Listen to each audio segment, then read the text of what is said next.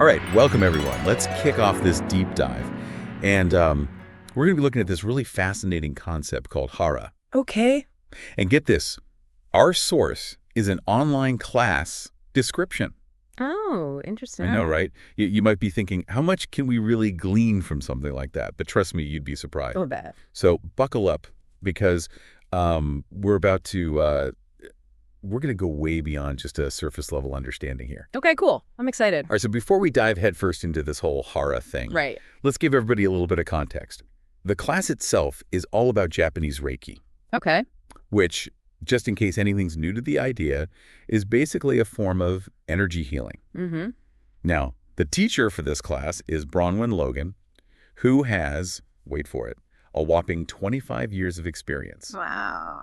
specifically focused on traditional Japanese Reiki. See, now that's something I think is super important. Yeah. That emphasis on lineage and tradition. It's not just about, learning a few techniques here and there. Right. It really tells us that we're dealing with a whole system of knowledge that's been carefully passed down. Through generations. Through generations, exactly. Mm. So Bronwyn's background, I think, really gives this information a lot of weight. It does. And, it also highlights, I think, a key difference between traditional Japanese Reiki and some of the more westernized versions that we often come across. Yeah, that's a good point. Yeah. Okay, so let's get to the star of the show here, Hara. Let's do it. So the class describes it as the home of personal power, balance, and deep knowing. Okay. And here's where it gets really interesting. Located 2 inches below the navel. Oh, wow. What are your first thoughts on that? It makes me think of a lot of other practices from the East, like Tai Chi and Qigong. Uh-huh. They also place a lot of emphasis on that specific area. Really? Oh, yeah, as a central point for energy flow in the body. It's fascinating. Yeah. And, it makes you wonder, is this physical location, is it purely symbolic? Or could there be something more to it? Like, actually, there is a really dense network of nerves in that region of the abdomen. Oh, wow. And so that could be a possible explanation for these feelings of, power and groundedness. Makes you think about those subtle sensations we often ignore, right? Yeah. Yeah. What I think is really cool about this whole thing is this class actually promises to help you experience your Hara, Yeah. not just read about it in some dusty old book. That's a big difference. Huge difference. Yeah. And they focus on teaching traditional Japanese practices, so it's not just your run-of-the-mill energy healing 101. That's what I love about this. It's like, Yeah. you can read all about Hara, but actually feeling it, like its influence within your own body, that takes it to a whole new level. Sure. They also mention breathwork and meditation, which I think are both really powerful tools for like tuning into those subtle energies. Yeah, and they're very clear that this class isn't just for, the Reiki masters who've been doing this for years. Whether you're completely new to Reiki or you've been practicing for a while, Mm-hmm. if you are the least bit curious about tapping into your own, what they call energetic center, I love that phrase. then this is for you. It's great, isn't it? It really makes you think, like, what does my own center feel like right now? Yeah. Like, is it solid? Is it balanced? Or do I feel kind of scattered and off kilter? I love that. Yeah. This class really seems designed to help people get in touch with those sensations. And learn how to cultivate a stronger sense of balance. Mm-hmm. Yeah. Speaking of accessible, they've even listed international times for the live class, which is, get this, only 65 US just. Wow. That's... And if you can't make the live class, they even offer a recording. Oh, nice. But you know what really piqued my curiosity? What's that? The class description mentions a blog post titled, What It Means to Be a Woman of Hara. Oh, interesting. And it just makes you wonder, how could this concept apply differently to different people, maybe even across cultures? That's a really crucial question. Yeah. And, it's important to be mindful of the cultural lens that we're bringing to this concept. Well, yeah. I think exploring those nuances can really, deepen our understanding. It could. Absolutely. It's fascinating, isn't it?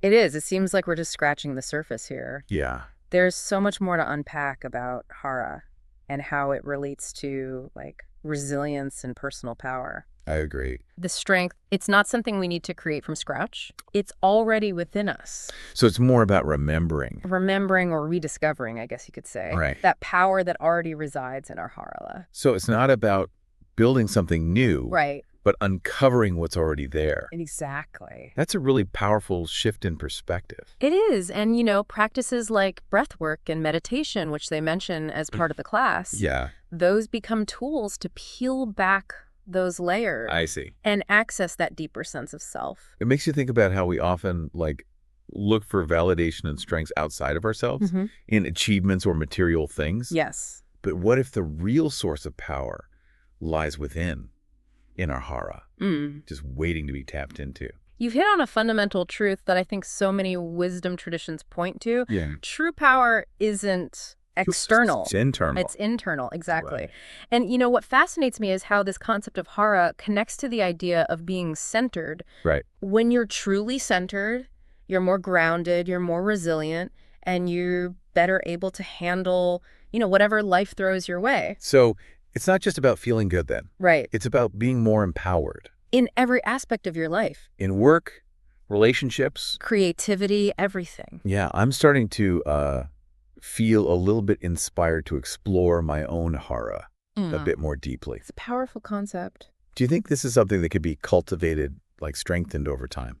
Oh, without a doubt. Okay. It's like a muscle. Yeah. It gets stronger with consistent practice. Okay. The more you engage with practices like breathwork, meditation, even just mindful movement, the more present and accessible your Hara becomes. So it's like an ongoing journey. Yeah. Not like a one-time fix. Exactly. Okay, that makes sense. Yeah. It does beg the question, though. What's that? How do we even know if we're connecting with our Hara? That is the question, isn't it? What does that actually feel like? I'm sure that's something they explore in depth in the class. Probably. But I can share my own personal experience. Okay. For me, it's this feeling of groundedness, of being really rooted in my body, almost like a sense of stability that emanates from my core. It's making me think about how, we so often look outside of ourselves for answers and solutions. Mm-hmm. But what if by connecting to our Hara, we can actually access a level of wisdom and intuition that's been there all along? I think that's a profound insight. It's like we have this internal compass, Yeah. this wellspring of inner knowing that can guide us if we just learn to listen. And that's the power of practices like Reiki and meditation, right? Exactly. They quiet the external noise. So we can tune in to that inner voice. It's really amazing to me how just a simple online class description can lead us down such a fascinating path. It is, isn't it? We've explored the history, we've talked about the philosophy, we even touched on the potential scientific underpinnings of Hara. Mm-hmm. But what does all of this mean for you, the listener? I think that's the question we all want the answer to. Yeah. And, I don't think there is one right answer to that. Right. But what I find so compelling is that this concept of Hara, which, it's been around for centuries, it offers us this framework for understanding our own, I guess, personal power. And it's not about some mystical force that's out there somewhere. Yeah. It's really about tapping into a source of strength and resilience that I truly believe exists within each of us. It's like we've been handed a map to an inner treasure. Oh, I like that. That we never knew we had. Yeah. And this class, with its focus on the traditional Japanese practices, is it's like a guided expedition. A guide. To help us discover that treasure. That's a great way to put it. And what's even more exciting is that the map, it's just the beginning. Yeah. The real journey starts when we actually start to apply these principles in our lives. So how do we take these insights about all this stuff that we've been talking about? Right. How do we turn it into something tangible, something we can actually use? That's the key, right? Yeah, in everyday life. Exactly. To deal with all the ups and downs. Well, the class description mentions breathwork and meditation as key practices. Yeah. And I think that's a fantastic starting point. Okay. Simply becoming aware of your breath, even just the sensations in your body can be such a powerful way to start connecting with your Hara. Okay. It's like dropping an anchor into that, that center point. Yeah. And feeling that sense of groundedness. Yeah. And it doesn't have to be complicated, right? No, not at all. It could be as simple as taking a few minutes each day to just sit quietly, focus on your breath, and bring your attention to that area 2 inches below the navel. Exactly. You got it. And see what happens. And, it's really about cultivating that sense of presence. Okay. Of being fully embodied in this moment. And from that place of, of centeredness, that's where we can really start to tap into that wellspring of inner strength. It's like, it's almost like we're learning to access this hidden reserve of energy. It is. This source of resilience that can help us get through anything. Absolutely. And that's incredibly empowering, isn't it? Yeah, because, when we feel connected to our Hara, when we have that sense of groundedness, that inner strength, Yeah. we're less likely to be swayed by all the things that are happening outside of us. Right. We become more resilient in the face of challenges, and we're able to show up, in the world with more authenticity and purpose. This whole deep dive has really shifted my perspective on what it actually means to be powerful. Oh, yeah.